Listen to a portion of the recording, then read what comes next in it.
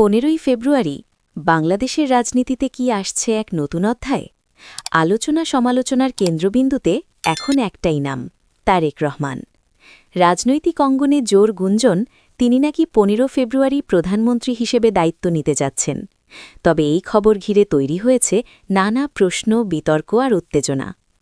বাংলাদেশের অন্যতম বড় রাজনৈতিক দল বাংলাদেশ জাতীয়তাবাদী দল এর ভারপ্রাপ্ত চেয়ারম্যান হিসেবে দীর্ঘদিন ধরেই রাজনীতির কেন্দ্রবিন্দুতে রয়েছেন তারেক রহমান।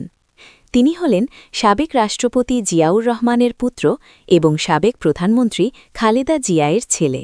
ফলে রাজনৈতিক পরিচয় ও উত্তরাধিকার দুই দিক থেকেই তিনি বরাবর আলোচনায়।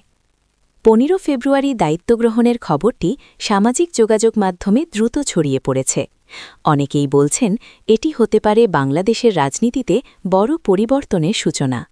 আবার কেউ কেউ বলছেন এখনও আনুষ্ঠানিক কোন ঘোষণা না থাকা বিষয়টি গুঞ্জন হিসেবেই দেখা উচিত। প্রশ্ন হচ্ছে, এই দায়িত্ব গ্রহণের প্রক্রিয়া কিভাবে সম্পন্ন হবে? সংবিধান অনুযায়ী জাতীয় নির্বাচনে সংখ্যাগরিষ্ঠতা পাওয়া দলের নেতা রাষ্ট্রপতির মাধ্যমে প্রধানমন্ত্রী হিসেবে শপথ নেন।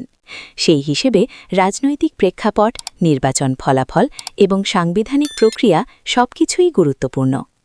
রাজনৈতিক বিশ্লেষকরা বলছেন, যদি সত্যিই 15 ফেব্রুয়ারি দায়িত্ব গ্রহণের বিষয়টি বাস্তবিত হয়, তাহলে দেশের রাজনৈতিক সমীকরণে বড় পরিবর্তন আসতে পারে। দীর্ঘদিন পর নতুন নেতৃত্বে সরকার পরিচালনা হলে নীতি নির্ধারণ, কূটনীতি, অর্থনীতি সব ক্ষেত্রেই নতুন দৃষ্টিভঙ্গি দেখা যেতে পারে।